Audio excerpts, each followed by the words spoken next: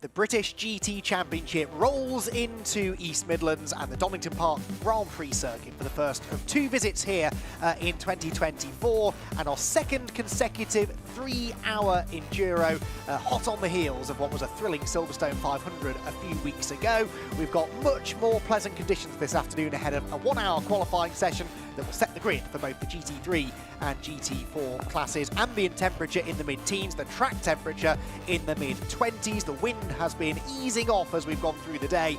Perfect conditions therefore for quick lap times, and based on the practice results earlier on today, hopefully a very competitive qualifying session. It's Andy McEwen here in the commentary box. Alongside me, as always, Joe Osborne. And Joe, we arrive at a circuit that the teams and drivers know well, but year after year continues to present a challenge. Yeah, it's an amazing racetrack. One to just drive by yourself, but the racing it breeds. It flows well, but then the Sector 3, you can see there, the Foxy S's, Milburn Haven and Goddard's are big stops, and we see that concertina effect, and that really brings to the floor the multi-class nature of British GT. We see many instances there, many races lost and won there, so I think that come race day is going to be a real hot spot to watch. As will be the pit lane, because as always with our 3-hour races, there will be 3 mandatory driver changes. And we saw at Silverstone how that made and broke certain people's races, and I'm sure it will be a similar story again this weekend. And down in the pit lane, in the heart of the action, digging out all of the stories for us, as always, is that man right there, Bryn Lucas. Bryn, good afternoon. Thank you, that man right there as well, Andy McEwen. I'm standing in front of a very, very bright green Mercedes, the GT3, the AMG GT3, the Evo. This is the Neary's car. Richard's sitting in there right now, looking all focused. I was talking to Sam a little bit earlier on. He's somewhere just in the garage behind us, just over there, talking to them about this race and how they can do. This is the site room at Donington where they got their only win in British GT, came in 2021. They had a really nice podium last time out at Silverstone, and they are, as always, they are the Nearys, quietly confident. They say decent qualifying today. They're looking for a top 5 ultimately tomorrow here, but they are, as always, confident. Looking up and down the pit wall here, or the pit lane as well, you wouldn't write them off having a good result here. It all depends on what they can do in qualifying. It's a bit like the Monaco Grand Prix that's happening right now, isn't it? The qualifying for that. It all really starts today, set themselves up nicely, and Richard's got all the work to do. But they are confident. We'll have to keep our eyes on this one. But I'll run up and down the pit lane and find some more people for you over the next few minutes. Thank you very much, Bryn. Yeah, looking forward to hearing from drivers throughout the qualifying session, but I'm not quite going to say it's as difficult to overtake here as it is at Monaco, but Bryn does have a point. I mean, compared to Silverstone a few weeks ago, Joe, it is tougher to overtake here at Donington, isn't it? So a little bit more pressure on this qualifying session, would you say, than last time?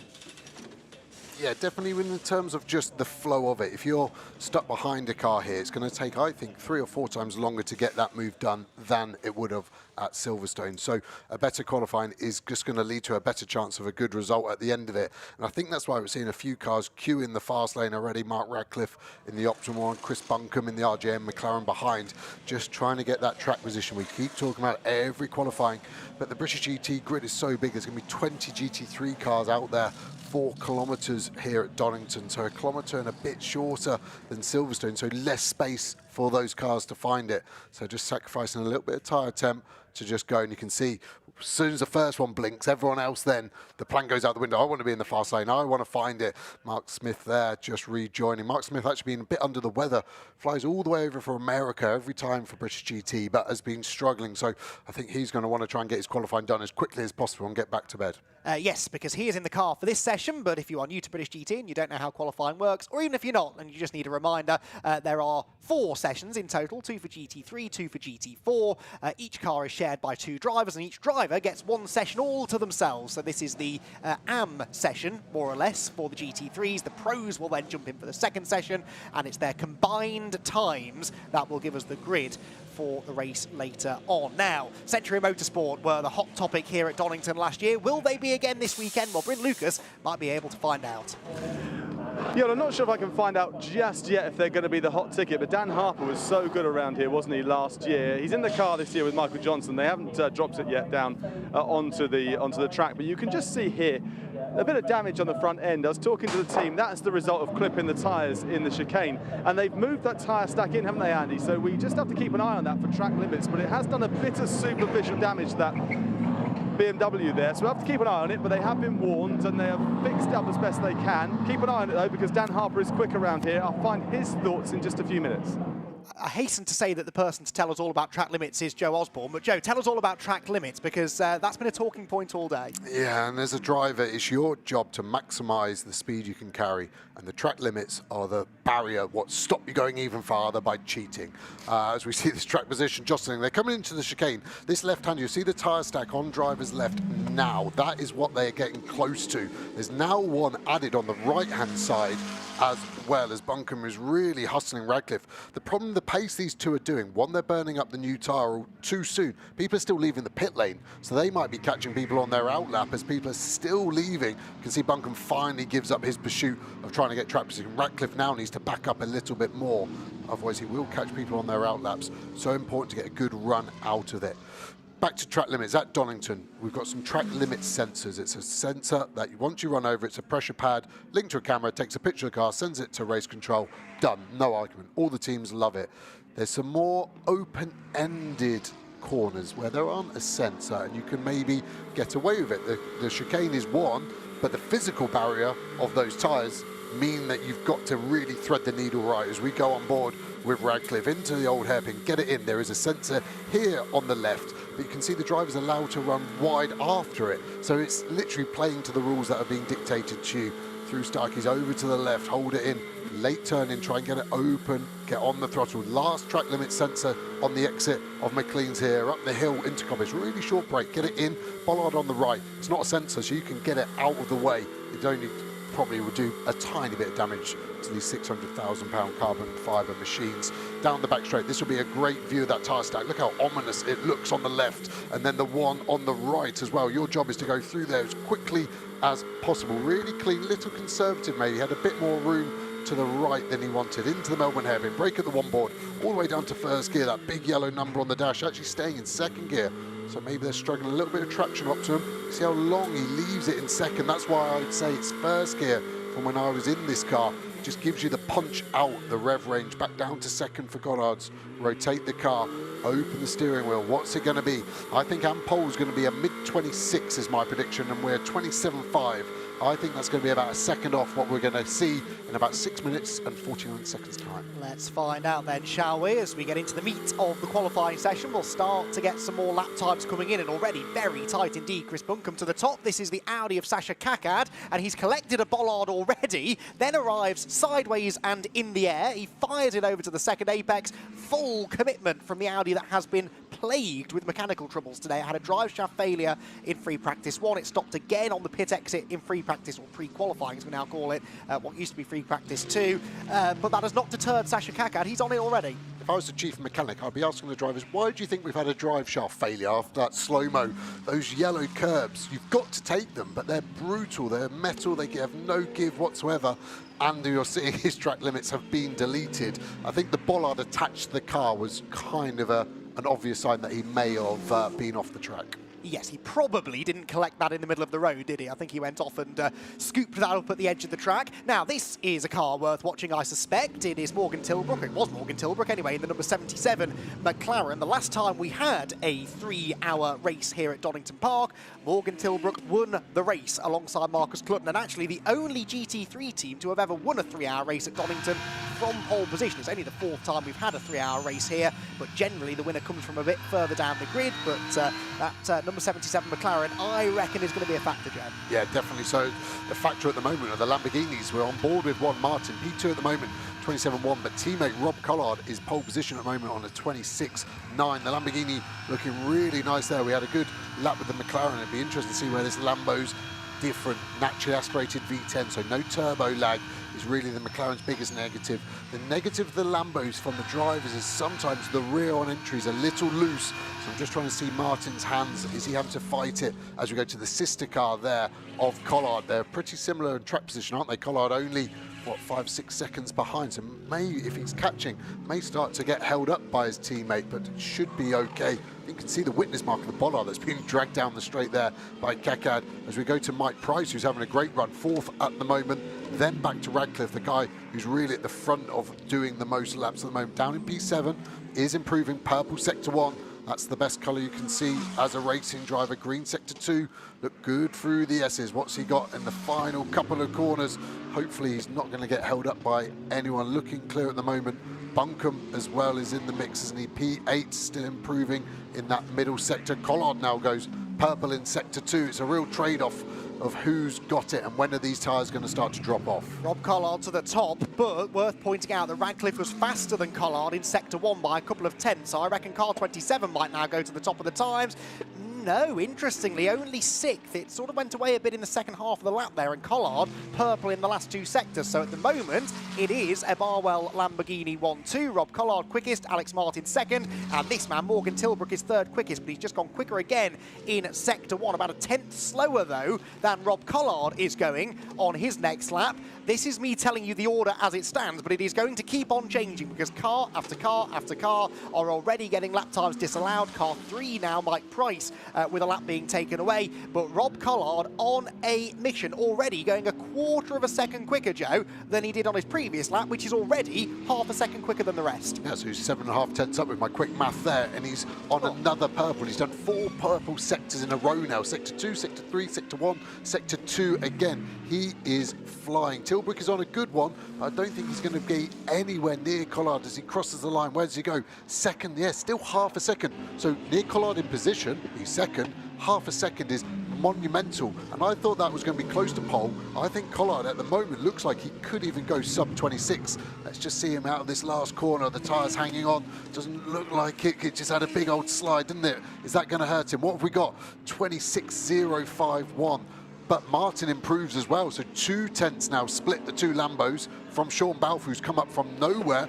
2 tenths behind Martin. It's getting spicy. Yeah, he dropped a tenth and a half on his previous best in sector 3 there, Rob Collard. So the tyres, like you said, maybe just going away at the end of the lap. But significant not only positions in this session, Joe, it is that combined time, remember, that matters. So the bigger margin you can have on your competitors at the end of this session gives your pro driver more of an advantage in their session coming up shortly. So that's why they keep on pushing, even though they're fastest already, or Rob Collard is anyway. He wants to try and extend that margin. Now, a decent lap being put together here by Kevin Say at the wheel of car 18, although a bit wide of the apex down at the Melbourne hairpin. He's got personal best in the first sector, but not improving in sector 2, and that mistake in sector 3 might cost him a bit of time. The Mercedes, traditionally, Joe, a car that goes quite well here at Donington Park. Kevin is the highest placed of the AMGs at the moment, crosses the line, doesn't improve, and stays fit.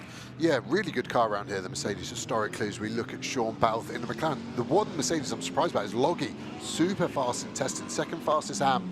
When you look through all the testing times, struggling at the moment to get a lap together. He's doing good sectors, but those sectors aren't all falling on the same lap at the moment for him, as Martin goes purple in sector 2. Could this be enough to get Collard? We know Collard dropped to 10th and a half, like you said, Andy, in that last sector, but so does Martin and doesn't improve.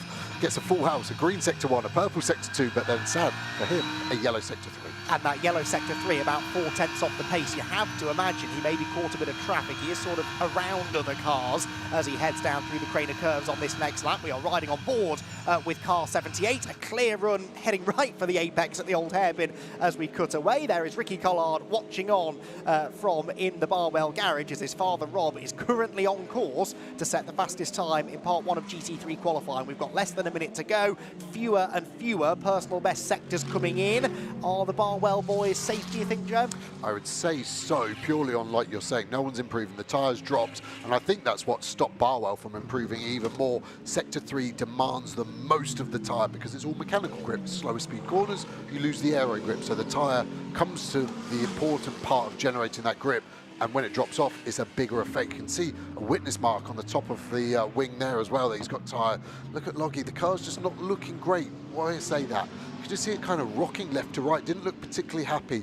I am starting to worry for these cars in the 3 hours. The curbs they're having to use through the chicanes are taking so much toll on the dampers. And I think eventually we're going to see a bit of attrition just through cars starting to lose performance. Not retiring, but the dampers getting so much load. Loggy takes the check flag, P8. He will not be happy with that. He was actually my tip probably to be on the front row, and he is all the way back there on the 4th one. That is interesting, isn't it? It always used to be the case that the front-engine cars went really well here. It's a mid-engine top 3 at the moment with the 2 Lamborghinis and then Sean Balfe in the McLaren 3rd and lots of other McLarens dotted in amongst the Mercedes. In fact, that is a nice little pattern, isn't it, if you're a fan of these sort of things. Mercedes, McLaren, Mercedes, McLaren, Mercedes, McLaren, Mercedes, McLaren, BMW. The BMW is interestingly not a factor so far, Joe. Really not. They haven't been all year, have they? Apart from when we had that standout entry from Luing and Vantor at Silverstone the last round. They were just so different in pace to the sister cars that we know weren't really sister cars because they weren't sharing data. That was an interesting one, but the BMW's not there. The Aston Martin's not there. Look at that, no BMW or Aston Martin in the top 12. But yeah, OCD-wise, loves that. McLaren, Mercedes, which is quite a good link-up anyway, wasn't it, back in the day. Mike Smith, I think, has done a really good job. I know I mentioned him at the start, and Mike Price, to be fair. They're probably my two standouts. Loggy and Radcliffe are going to be the two guys that aren't happy. Potentially Chris Buncombe in there as well, all the way down in 14th. Indeed so. So it is Barwell Motorsport to the fore. Conversations going on down at paddock. You don't get long, do you, Joe, to chat to your co-driver, but what sort of things are you sort of passing on here? It's interesting, isn't it? It's the AMs sort of passing on the info to the pros. Yeah, exactly. So that was Mike Smith on the left, P7. Martin Plowman getting in. Martin also involved in the ownership of Paddock Motorsport, so he's got to say well done for good driving, but also make sure that the customer is happy in that regard. Rob Collard talking to his son, saying everything's okay by the hand language. It's impossible for a racing driver to talk without using their hands, isn't it? I could see maybe a little bit of understeer, how he kind of got his hands up and crossed them over, saying the front wasn't maybe gripping as much as he wanted. But yeah, there's a fair amount the drivers can pass around, but sometimes it feels like you don't want to say the wrong thing. You're going to get different tyres, so you never know if it's going to translate. You don't want to plant a seed of doubt in the new driver getting in that might be irrelevant and actually cost more than it's going to help them in there. So quick turnaround for all these teams. You can see the cars going back out 45 degrees, no wheels on, as we will get the results. Indeed so. It makes for pleasant viewing if you're a fan of Lamborghini. A 1-2 so far for Barwell Motorsport, but that does not mean they've got the front row locked out. Remember, we've still got the second half of GT3 qualifying coming up momentarily. Rob Collard fastest from Alex Martin, and then come the first of the McLarens. Morgan Tilbrook, pole position here a couple of years ago. Third quickest at the moment, ahead of Sean Bell. Then the two Mercedes of Kevin Say and Mike Price, ahead of Mark Smith, Ian Loggy, Mark Radcliffe, and finally, at the back end of the top 10, Johnston, the first of the BMWs. There's been an adjustment there somewhere. I think someone's had a lap time disallowed. Can't at the moment work out who. We'll get there in a minute. Richard Neary was 11th ahead of Simon Orange, who got a penalty post-race at Silverstone, which knocked them off the podium. John Ferguson 13th ahead of Carl Cavers, then Chris Buncombe, Andrew Howard, Giacomo Petrobelli. Sasha Kakad getting a complete session in, albeit a short one, in the J&S Racing Audi, ahead of Matt Topham's Aston and Lucky Kera in the Racelab McLaren, bringing up the rear. So that is part one of the session done. It is the second session, arguably, that could make all the difference, with the pro drivers about to jump into the car. Their fastest lap times get added to the fastest AM lap time, and that gives us the grid. So at the moment, Rob and Ricky Collard with nearly 2/10 of an advantage over Sandy Mitchell. Bryn, what have you got in the pits? Yeah, thanks, Andy. I've actually got two Barwell drivers. They're rivals really out on track. I'm going to start with you, Alex, because we've been wondering where this performance has come from, because obviously topping the timing screens between you. I know you're second there, but this is pace you've not shown yet this weekend, really. I'm a victim of my own success in practice. I pipped him in practice and I gave him the red mist. So, yeah, I screwed myself over there. Sandy's been out racing a fair bit. He's had a busy time between the last race meet and this one here. How have you been with him? What have you been doing? Pardon me? What have you been able to do with Sandy to catch up ahead of Donington? Nothing. Whereas it's slightly different for you, isn't it, Rob? Because, I mean, this is a place that you won your title a couple of years ago, which is nice to be back, isn't it? But with Ricky in the car, you've set him up brilliantly for a very, very good qualifying session. Yeah, absolutely. If we can do what we've done at Oulton Park in the round one, it'll be absolutely amazing. You know, Ricky's really getting up to speed now after having a few years out of the GT scene. He's doing a great job, and I'm really pleased to have him as my teammate, because he's super fast. He is super fast. You're a formidable partnership. What were you saying to him, though? We saw you a lot of gesticulating going on when you were sitting there next to him. What were you saying? What pointers were you giving? He was asking me what the car's like, and you're on pole. I said the car's mega. Yeah, the Barwell Lamborghini. These guys here at the team, they just get into the detail and they find every little bit. And I'm amazed at the lap time that I done. Wasn't expecting that. I thought it'd be about 26.5, and we done 26 dead. So very pleased with that. And the car's good. I just said to him, you can take more curbs in certain places, and the improvements they've now made with the chicane has made it a lot clearer for the drivers. There was so much disparity in FP2 because some people were using more than others and less. And you know, now the tyre stack's there. You know, you live and die by the tyre stack. Great stuff, Rob. Well, expect to see that Lambo on two wheels then. Back to you, Andy. Cheers, Rob. Well, perfect timing there with the super slow-mo as we see just that, the Lamborghini on 2 wheels through the chicane, and Rob making the point there that now you've got that visual guide for what the track limits are. You know exactly how far you can push it, and you're instantly punished if you get it slightly wrong. But they haven't got it wrong so far. They look quick. Seems odd to me still really to refer to Rob Collard as an AM driver, but his son Ricky in the car now in the pro part of the session. What do you think his chances are of bringing home a pole position? I think it's a flip of a coin, 50-50. It's between the sister car. Sandy Mitchell has had the upper hand in testing by about a couple of tenths. Rob Collard was a couple of tenths quicker than Martin. That's why I think it's a flip of a coin. If Ricky can just get that gap down a little bit to Sandy, then it's all theirs. Sandy has potentially still got enough in the bag over his teammate to get pole position for that Martin and Sandy Mitchell combo. So it'll be interesting to see. The problem with the pros is they were also similar in testing. Top 13 covered by a second. So this is where it's harder for the pros to make a difference on the aggregate time. And that's what we're going to see. I don't think we're going to see a big mover. I think probably Marcello is going to be the guy that can get Ferguson maybe starting somewhere like 8th or 9th. So probably a net gain of 5 positions on that Q1 as we see Roach is on a flyer, so he's trying to get round, but people are still finding his position. I thought McLeod did a good job of getting out of the way, but Clutton was definitely closing the door, wasn't he, in the 77 car, saying, actually, you're okay, you stay there, mate, thank you.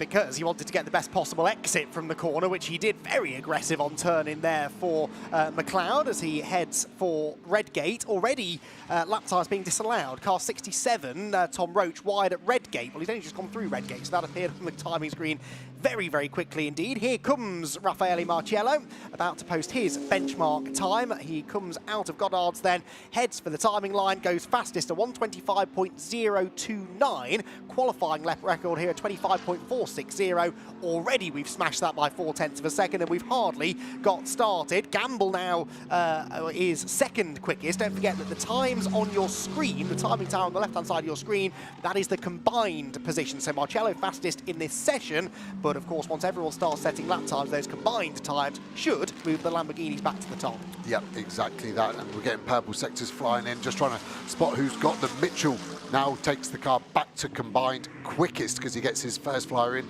but he's only third fastest in this session.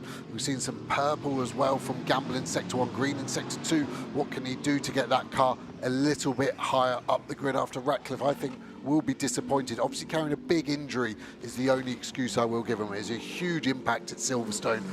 Hurt a lot of ribs, some rotator cuffs. He's been fighting on. He was at Spa for the prologue test, but he is struggling. I spoke to him, but he's trying to man up, were his words. So hopefully Gamble can help him out a little bit on the qualifying position. Well, I'm fascinated by this Barwell battle between Mitchell and Collard. You reckon that Mitchell might be a couple of tenths quicker than Collard at the moment, half a second quicker than Collard, but I suspect we haven't seen the best from Ricky. That means on combined times, Mitchell fastest, Collard from the 63 car second fastest, so we have seen that reversible. Can Ricky Collard respond? At the moment, the answer is no, not improving on his latest lap, where Mitchell actually is. Tom Gamble, meanwhile, we're on board with fastest of anybody in Sector 1 on combined times. Car 27 is 5th quickest, but that might be about to change. Yeah, he's looking really smooth here as well at the moment, trying to get the car in.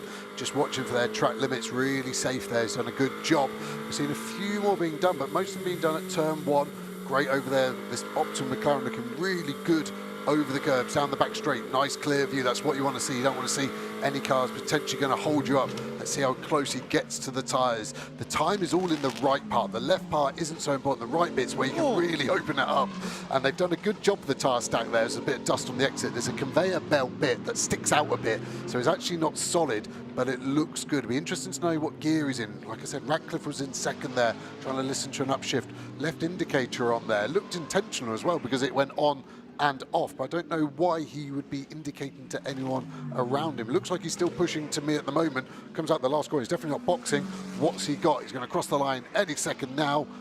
In goes fastest, 24.9. Quicker than Clutton. Then off has got one of the Aston Martins, number 10 that is, up at Coppice Corner, I reckon. That's Rowledge, who digs his way back onto the track, but it's not been a good weekend for the Astons so far, and sadly showing no real signs of improving. So Gamble fastest within this session then, 4th quickest overall. Marcello, interestingly, has just been in and out of the pit lane, and I just saw out of the window, came out with sticker tyres on, so they didn't send him out initially with sticker, at least on on the rear sticker tyres, and they've decided to do that mid-session. But with only 3.5 minutes to go, Joe, that seems an odd choice. Really odd, and I'm actually trying to rack my brain ever seeing 2 sets of tyres done in a normal dry session. In a drying session or a wet session, yes. But that is an interesting move, and if you saw the stickers, I would assume they've done all 4, not just the rears. He's got time to definitely get 1 flower in, maybe 2, as we see the Lambo coming across lines. That Rowley is just potentially getting in the way. What's Collard got here as he crosses the line? Does he improve?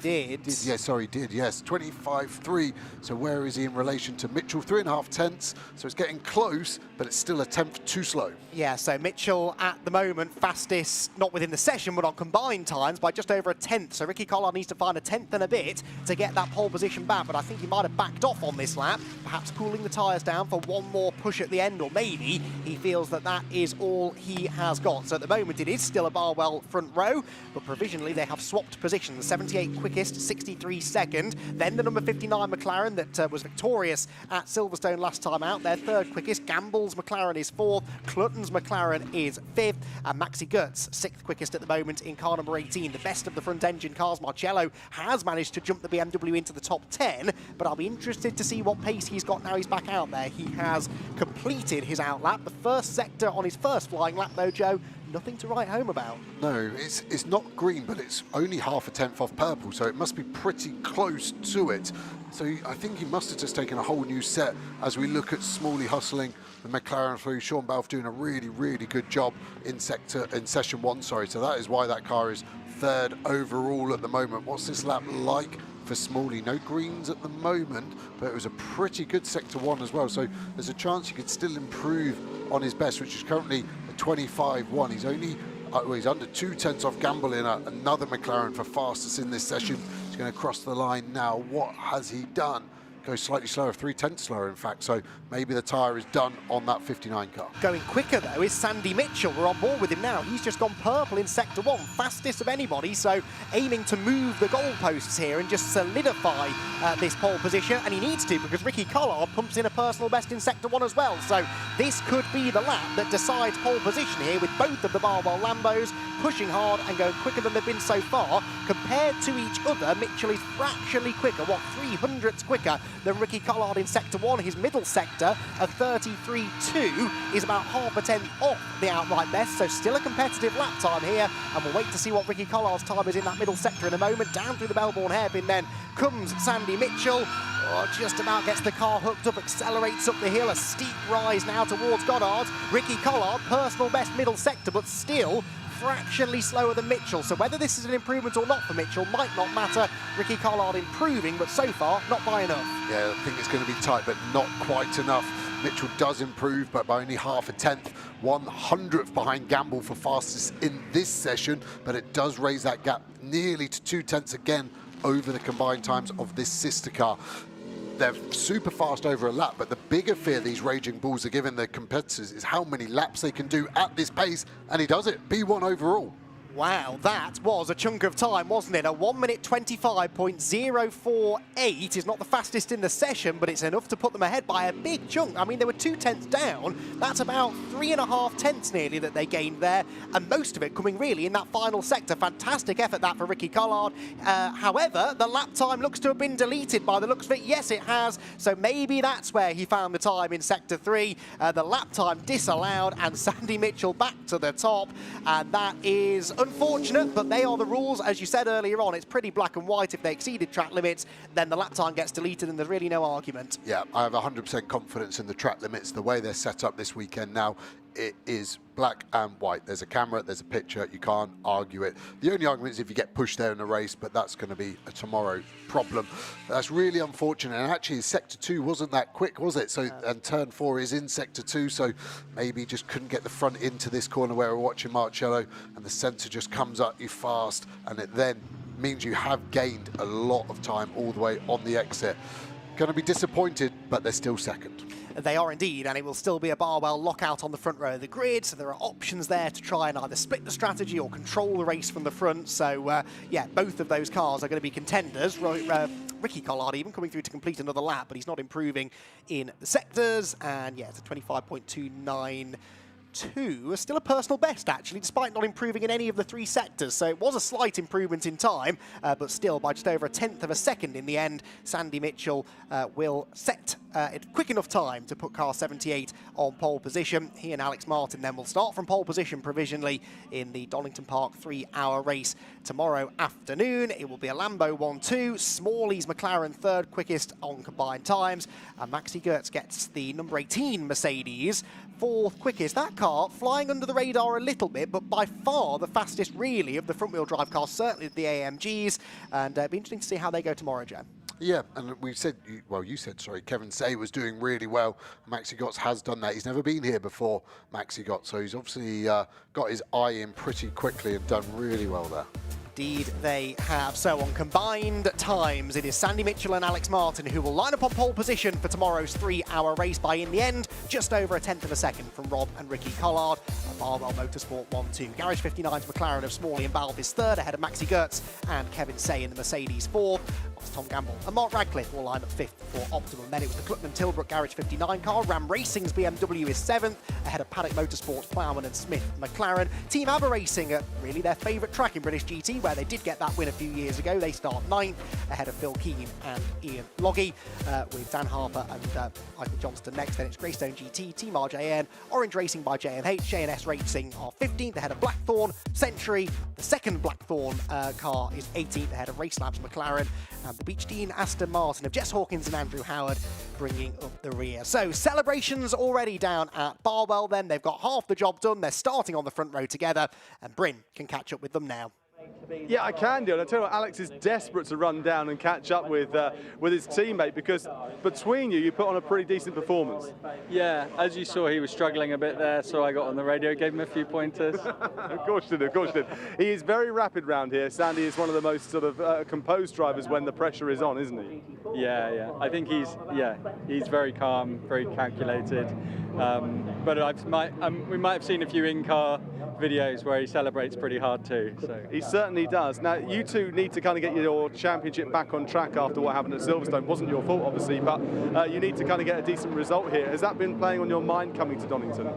We were quick at Silverstone. Like, there's luck, and there's, good luck, bad luck. It's just luck, isn't it? So we did everything we could, and if a McLaren decides to park itself inside my driver's door, then I can't really do anything about that. Well, you make your own luck, and you certainly made yourself a decent start here tomorrow. Well done. That's pole position for you and for Sandy. Go and celebrate.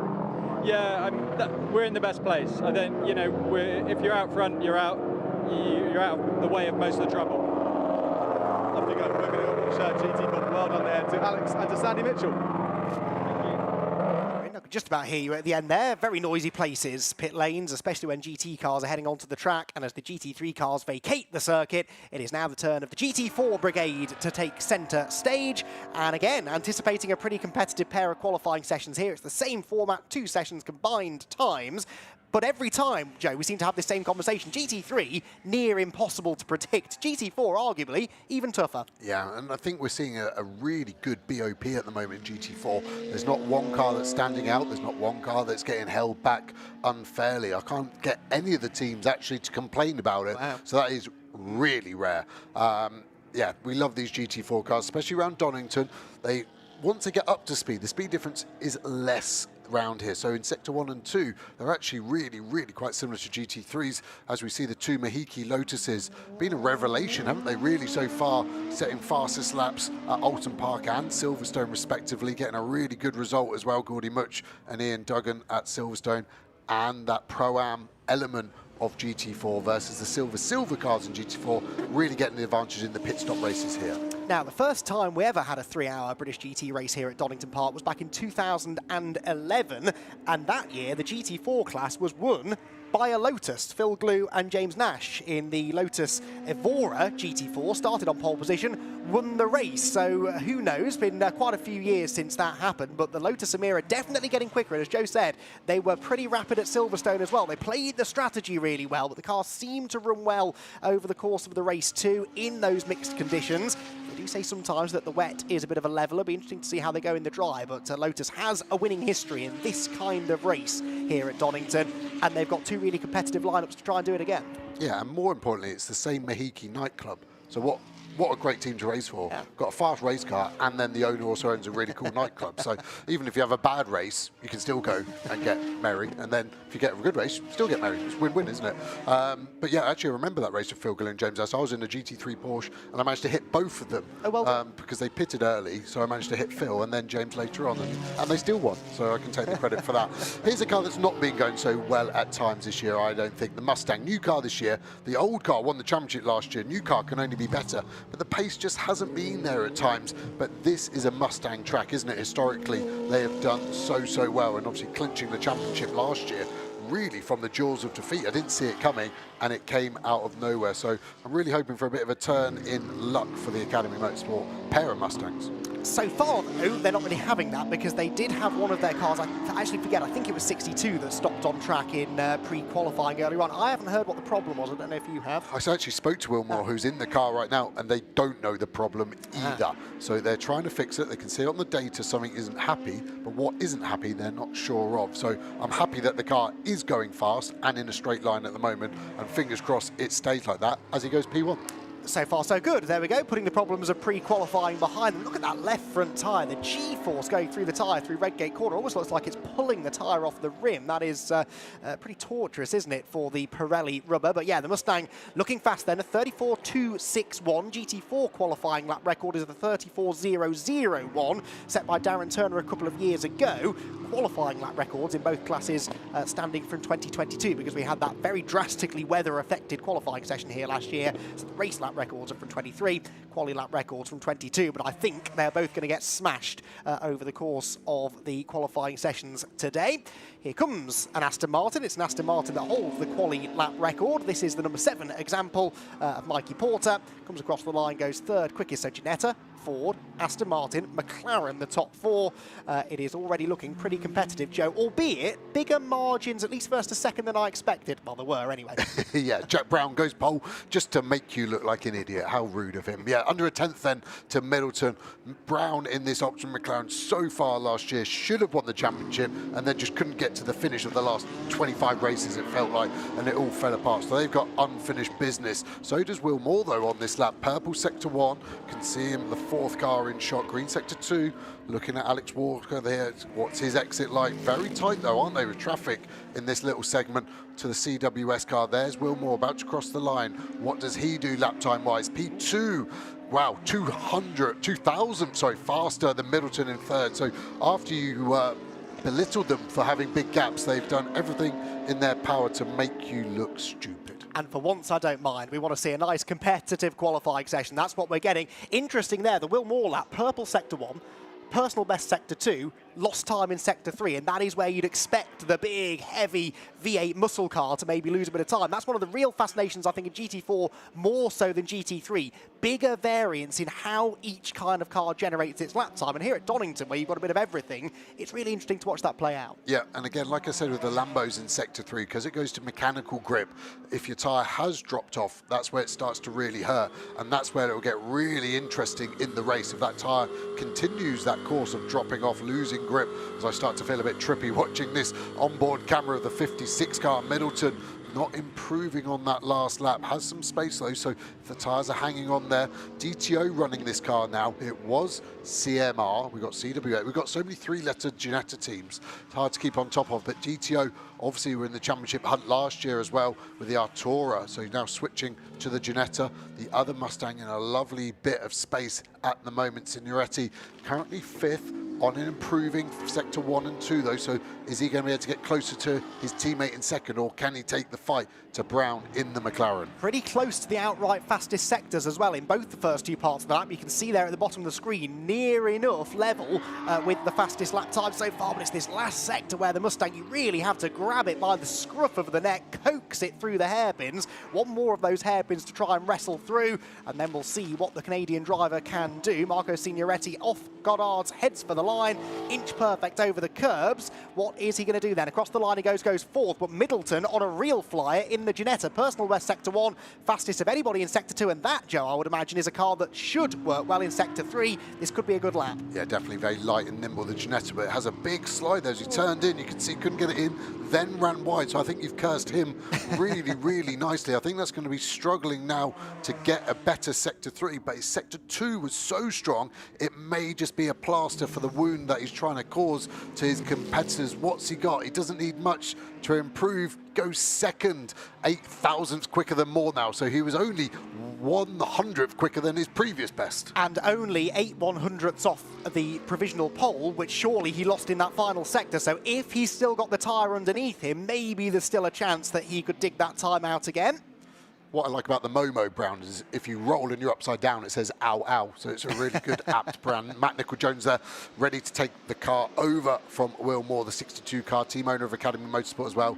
And he knows how to hustle. I think that could be a good shout for overall pole position by the end of the second GT4 qualifying session. Car 56 having a lap time disallowed. It says lap 3 though, which I think was the lap before that one, so it shouldn't matter too much. The 62 car, meanwhile, out of Goddard's, and this was a moment that car just had, we believe, down at the Melbourne Heaven. I saw you demonstrating this a little bit earlier on today, Joe. Easily done, isn't it? Yeah, especially when you're a bad driver like me. Will Moore, actually a great driver. I've said it a few times. I've sat next to him on his first ever time on track, and I've never been so scared. Him matched with a Mustang where there's no replacement for displacement, you're going to see a lot of fireworks like that, I think, in the 3 hours tomorrow. Look at him hustling it in. I'd say the tyres dropped, but Will Moore is refusing to accept that. Not faster in Sector 1, but a purple speed trap. So he's trying to replace grip with speed, and that speed in the Mustang is huge, isn't it? About 3 or 4 miles an hour quicker than anyone else in that speed trap alone. I mean, again, it balances out over the course of the lap, but that is really, really interesting then, that car working well in a straight line, even if it's a bit of a handful through the corners. Now, what can Luca Hopkinson do then? He's at the wheel of car number 17, the Mercedes working its way through. Again, Mercedes not at the forefront of the times, and a mistake like that won't help to find an improvement either. Can he at least become the first of the Mercedes? No, Dawson's still quicker despite a personal best in the final sector. Interestingly, car number 19 to the pit lane now, so Jack Brown handing over to Zach Meakin with 0.5 of a second in hand over Middleton in second. This car has had a lap time disallowed for track limits as well. It's all going on, but I suspect with 10 seconds or so left on the clock, we might be done with major improvements. Yeah, and Dawson here is awesome, isn't he? Awesome Dawson, like fastest Pro-Am, fastest Mercedes. They've been really, really good so far with it. Warren, another Pro-Am car, back in the Fassetti Aston Martin, not too far behind, but these Pro-Ams this year are real spicy, really, really good. As we see Jack Brown now strapping in, Zach Meakin making sure the belts are all comfortable. Because he boxed a little bit early, they've got plenty of time to do this. Again, they'll just be passing over some notes. Sometimes it can be, I've tried this traction control setting and it wasn't good. So you can sometimes give the new driver some information where they don't have to try stuff. It's really, really important that you have a strong relationship with your teammate. It's an odd relationship with your teammate because you hate them because you want to be the best, and sometimes they'll be better than you, but as a collective you need to be the best. So you sometimes get this Jekyll and Hyde feeling of, well, I might not tell him that because it might make him better than me. Then you're like, no, this is a team. We're a team, we love each other. I'm still not going to tell him and let him figure it out. But it's always that balance. But generally I try and like my teammates. Generally, okay. Well, I mean, certainly for the Silvers, that is an interesting dynamic because, of course, the idea of the Silvers is that they're up-and-coming pros, you know, they're sort of in it for themselves, really, aren't they, to Joe's point, but working well together. Now, what have you spotted? A deleted lap time, I think. No, sorry, Middleton's just gone quickest on that last lap that we completely missed while I was raving about hating teammates. So he actually goes fastest by nearly 2/10 as well. So he does go back to your point of making some bigger gaps, and that is going to give his teammate, Freddie Tomlinson, a massive chance of pole position here. They're a very similar pace in free practice, Middleton and Tomlinson. So I think I've now changed my mind from Will Moore and Matt Nicol-Jones to this car of Middleton and Tomlinson, and he's hustling the car in because he needs to get this car back as quickly as he can to give the DTO guys as much time as possible to get the new driver in, ready to go. But worth staying out for that extra lap. Obviously, the track was clear. He didn't have any traffic. He'd obviously saved his tyres pretty well, and he managed to do the business. I was kind of hoping that it was one of those under-the-radar laps with no personal best sectors. No, he went purple in sectors 2 and 3. We just weren't paying attention. But sorry, Stuart. We will watch the onboard maybe later and enjoy what must have been a heck of a lap. The best part of 2/10 clear of anybody else in a session where every other car really through the top 10 was separated by thousandths of a second. And the Ginetta looks on form, doesn't it, here in the sunshine at Donington Park. So as Middleton heads for the pit lane, let's reflect upon an entertaining first part of GT4 qualifying then. Middleton fastest for DTO Motorsport in the Ginetta. The McLaren of Jack Brown for Optimum was second, and Academy Motorsports' Will Moore driven Ford Mustang was third. Then it was the Paddock Motorsport entry number 11 in fourth. Marco Signoretti means both of the Mustangs make the top 5 so far, so this is definitely a big step in the right direction for the Academy Motorsport team. Whilst the best of the Aston Martins, Mikey Porter was 6th for Forsetti. Team Parker Racing's Mercedes was the best of the Mercedes in that session, 7th quickest for Dawson, ahead of Hopkinson 8th, Mark Warren 9th in the Aston, and Davis 10th for Race Labs McLaren. Then it was Century Motorsports BMW in 11th of Ian Goff, Kavi Jundu was 12th, Colin White 13th, Ravi Ramid 14th, Ed McDermott 15th. Then the Lotus, and the Mahiki Racing cars not actually shining in that session, in fairness, over 2 seconds off the pace for numbers 69 and 20, whilst Tim Docker in the Stella Motorsport Audi that he shares with Jordan Albert brings up the rear. Now, there may be a slight delay to the session, next session getting underway, because I'm pretty sure Kavi Jundu's just gone through to do another lap long after the qualifying session's finished, and I imagine they won't start the next session until he's back in the pit lane, so it gives us a bit more time to reflect upon what was a really interesting session. And interesting to see there that the tyre life, Joe, in the GT4 session seems to be a little bit longer, doesn't it, than the GT3s. More improvements in the latter stages, particularly, of course, from this man. Yeah, and I think the Ginetta, that is its strength, being so light and nimble on its feet. It doesn't eat its tyres quite as hard as some of the competitive cars in GT4. So, yeah, I think we're probably going to see a similar story there, that people are able to do their fastest laps on lap 4, 5 or 6 if you're Stuart Middleton. Indeed, so very impressive stuff that from Stuart. You can see the cars already lining up in the pit lane, but I'm pretty sure we've still got the Toyota rumbling, screaming around the track as it does. So whilst we're waiting for Kavi to bring his car back into the pit lane, there he is, appearing right on cue. Let's hear from Bryn Lucas with the driver who is fastest so far in GT4. Thanks very much, Andy. Yeah, I'm here with Stuart. Just got out of the car, a hot car on a very hot day, and you managed to find yourself a very, very hot lap, Stuart. Yeah, it wasn't a bad job. Yeah, happy with that. Yeah, just big thanks to the guys for all the hard work so far.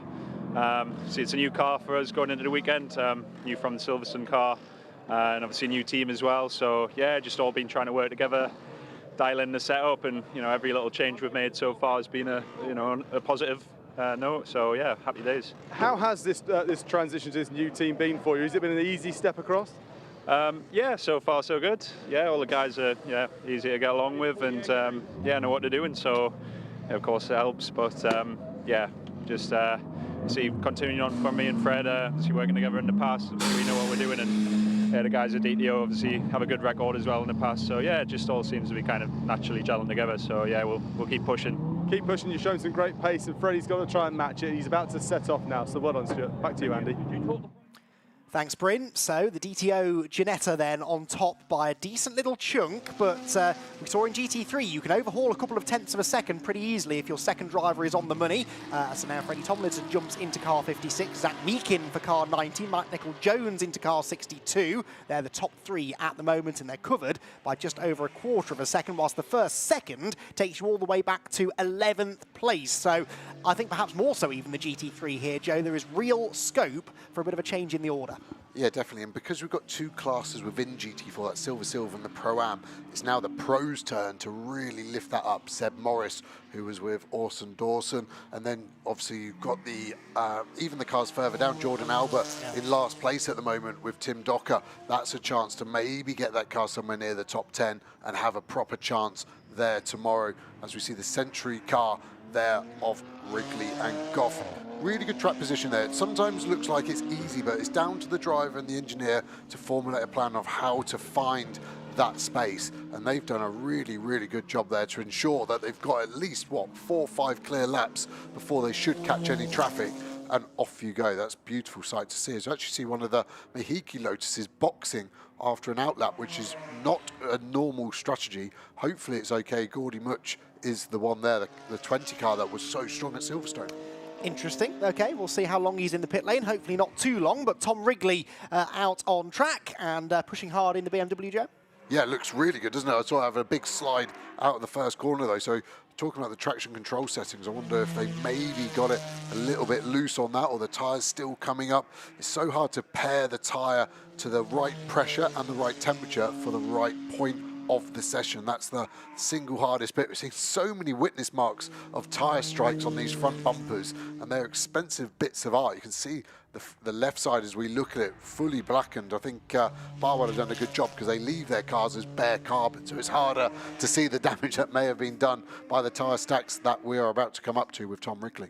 Gordy Much straight back out of the pit lane, by the way, so that was a very brief visit to the pits. Not sure what that was all about. Kavi Jundu, meanwhile, being investigated for doing that extra victory lap at the end of the previous session to celebrate his 12th fastest lap time in the first part of qualifying, so that might well result in a penalty post-session, but we very shortly will start to get the benchmark times in here for Q2 in GT4, and again, it's those combined times that you see on your screen. They're the ones that are going to start changing, so initially you'll see a big jumble in the order, but once everyone's set a lap time, we'll find out whether it is still car 56 at the top of the tyres. What is Wrigley's effort going to be? Then comes across the line. Anything in the 33s should be decent. It is a 34.9, so could do better, I think it's fair to say. Half a second slower than that car went in Q1.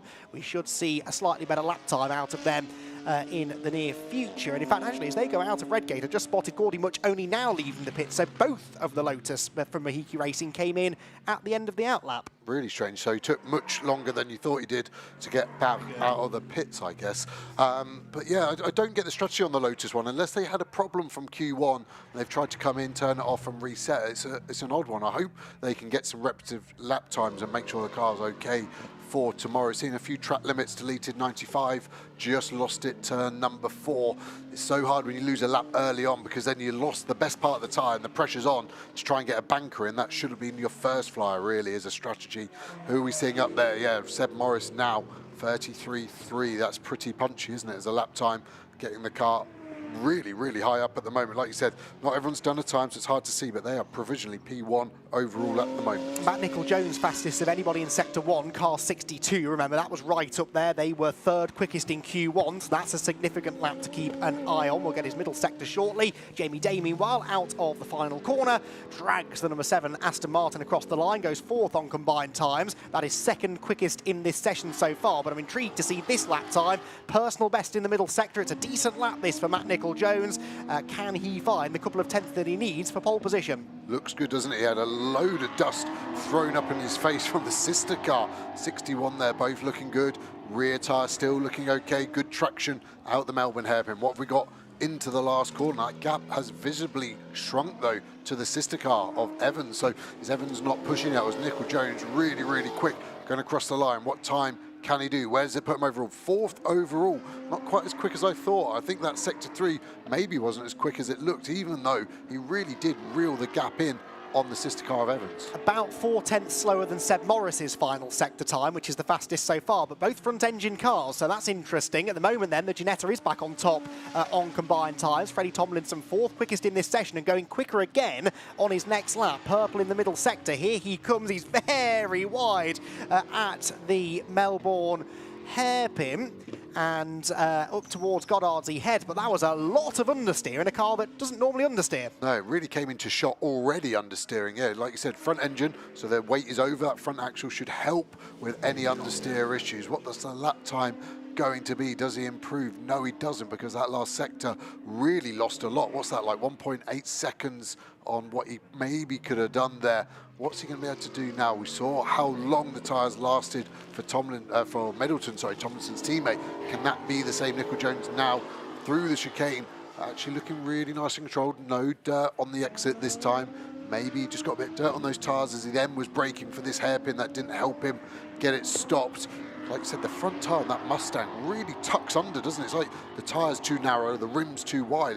looks, I don't think I'd want to see that as a driver getting in that car. It's a bit disconcerting, to say the least. Big old slide under braking. I think looked like as it went over the bump there and touching the curb, the ABS just got a bit confused and was releasing individual wheels under braking there. Still not enough to get that car onto the front row. Now, what is Zach Meakin doing? Because he, remember, is second at the moment on combined times. Only needs 61 thousandths of a second to nick pole position away, but not at the moment on course to find it. In fact, he was second quickest in this session. He's just been beaten by Jordan Albert, who's going very quickly in the Stella Motorsport Audi. Second quickest within the session, and that puts the Audi, well, only 15th, unfortunately, after a slow first part of qualifying. Another purple first sector for Matt Nicol-Jones, meanwhile, Joe. I think that's 3 laps on the bounce. That Mustang is hooked up through Redgate, isn't it? Yeah, if it was just a Sector 1 qualifying, they would be on pole by a long, long way. What's Meakin got as he crosses the line? Does he improve? No, he doesn't. That McLaren definitely uses its tyres faster. The Ginetta's probably the best on its tyres. I think McLaren's the other way. Look at the air they managed to get there. I don't think I've ever seen that. It must have been so over the inside of the green part of the curb that it's a bit of a well dug out into the soil, I assume, and it really flung it up into the air. What does that do for that middle sector? It's okay, it's not great. It's just this last sector we don't seem to have to hustle it through enough, as someone really doesn't hustle it enough. The Toyota there really stuck in the gravel. I think they're going to struggle to get out of that. Vaughan really beach. I think that's going to be a red flag. Who's on a lap in Sector 3 that's going to be trying to get to the line before the red flag comes out? As soon as the red flag is out, the timing is done. Doesn't matter when you cross the line after that. Nicol-Jones actually backing off. Maybe he had to slow down so much for the stranded Toyota as it goes red. And with 1:49 left, I think that is done. You could technically get out and get a lap if you got round within 16 seconds of your fastest time, but I think Peter Daly is going to call that a day. Well, we'll wait and see. There is Dan Vaughan's car. Yeah, this car already under investigation for doing an extra lap in Q1, and now Dan Vaughan's got it wrong at the Fogarty S's. Be interested to see the right front corner of that car to know whether he's clipped that tyre stack, because he's a long way out of the corner. It doesn't appear to have spun from what we can see. Yeah, I think Sherlock Holmes, you might be right there. I reckon he's clipped the right-hand side tyres and has probably broken the steering arm of the right-hand front corner. So he's unable to steer and he's just ploughed on in a forward trajectory. The rear left showing a few witness marks, but I think that's probably more wear and tear than an impact in that one. So if we were not to restart, which is what we've just been told on the timing screen, we are done for the day. And I was right with Tomlinson and Middleton being on pole. You were indeed. It's almost like you know what you're talking about, Joe. The Ginetta looking strong here at Donington. Their margin did come down in the second part of qualifying, in fairness. Zach Meakin quicker than Freddie Tomlinson in the end by not a lot, a tenth of a second, but that sort of almost halved that margin that they had. It will be Ginetta, McLaren, Mercedes, Ford and Aston Martin, the top 5 on the grid. It's going to be a fascinating 3 hours of racing in GT4 tomorrow. So on combined times, it is DTO Motorsports Ginetta that sets the fast enough time in Q2 to net pole position in GT4 for tomorrow's 3-hour race. Then Zach Meakin and Jack Brown for Optimum Motorsport in second, ahead of Seb Morris and Charles Dawson for Team Parker Racing third. Then the Mustang of Nicol-Jones and Will Moore for Academy fourth, whilst Jamie Day and Mikey Porter's Forsetti Motorsport Aston Martin completes the top 5, with 5 different brands represented across the top 5 grid positions. Then the next McLaren, that's the Paddock Motorsport number 11 car, ahead of Academy's second Ford Mustang in 7th. 8th for Ram Racing's Mercedes, with Will Orton and Mark Warren's Forsetti Aston in 9th, and Dan Vaughan and Cavi Jundo under investigation and in the gravel trap, but just scraping into the top 10. Then it was Racelab's McLaren ahead of the 2 Century Motorsport BMW's 12th and 13th, 29 ahead of 71. The second Paddock car, the Mercedes, is next of Matt Cowley and Ed McDermott ahead of Stella Motorsports Audi. The pair of Mahiki Racing Lotuses, 16th and 17th respectively, whilst Thomas Holland and Colin White, excuse me, at the back, I don't believe set a valid lap time in Q2. So they will start at the back of the field. But it is DTO Motorsport on pole. It's Ginetta, it's Stuart Middleton and Freddie Tomlinson. And down at that end of the pit lane now is Bryn Lucas. Yeah, as you catch Stuart Middleton just putting his Pirelli cap on there, this means a pole position for you, Stuart. It was a great job by you in that first session. And then Freddie goes out there and does pretty much the same thing. Yeah, absolutely. Just, yeah, really, really happy with the job by all the team here. And, you know, of course, by Fred as well. It's just, yeah, perfect start of the weekend. So, yeah, we'll definitely take that. It's a long race, 3 hours. So, yeah, you know, anything can happen, but you know, we've given ourselves the best possible chance, yeah, to get the result. So yeah, let's see what we can do. For us, talk us through. I mean, conditions out here seem pretty lovely, and it's sunny and it's grippy and things like that. You obviously want that for tomorrow, or would you rather have a complete change of conditions out here at Donny? Yeah, to be honest, I don't mind. I'll take anything. Yeah, I mean, a bit of rain always throws a bit more sort of an interesting scenario into the mix. So yeah, I mean, sort of makes it fun at home to watch as well. So yeah, we'll see. But yeah, not too bad conditions today, and but it was still quite windy on track, so it was a little bit sort of snappy with the oversteer at moments. But yeah, not too bad. It's going to be harder for you both tomorrow because you've got the silver success to do at the end, or the penalty at the end on that final pit stop. But we wish you very best of luck, Stuart. Well done. Yeah, thank you very much. Cheers. So, very happy scenes down at DTO then as they celebrate provisional pole position in GT4 ahead of a 3-hour race tomorrow. That race, remember, will be starting live at 1 o'clock with build-up for probably 15 minutes or so before that. So set your timers, make sure you're here for what should be a fascinating 4th round of the championship.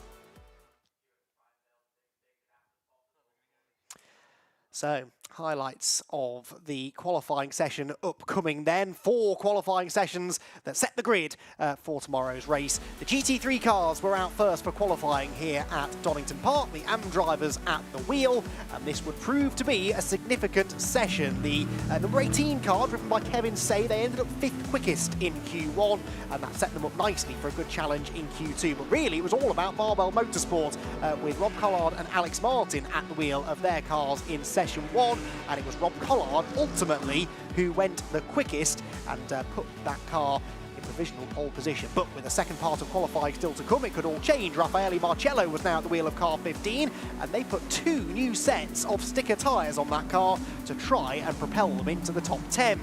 Winners last time out at Silverstone were competitive across both sessions in the Garage 59 McLaren, and the 27 example also looked pretty quick for Optimum. Once more though, Barwell Motorsport to the fore. They were, in the end, 2nd and 5th quickest in Q2, but it was a reversal of the order compared to the first session of the day, and they will lock out the front row of the grid with the 63 car on pole. We then moved into GT4. Academy Motorsports Ford Mustang had been plagued with mechanical issues in the earlier sessions, but was being wrestled around in the first session. They were 3rd quickest in the end. Q1 for GT4, topped by the number 90 McLaren with some spectacular sliding. They went quickest, but only fractionally quicker in the end, a 1/10 of a second or so quicker than the DTO Ginetta.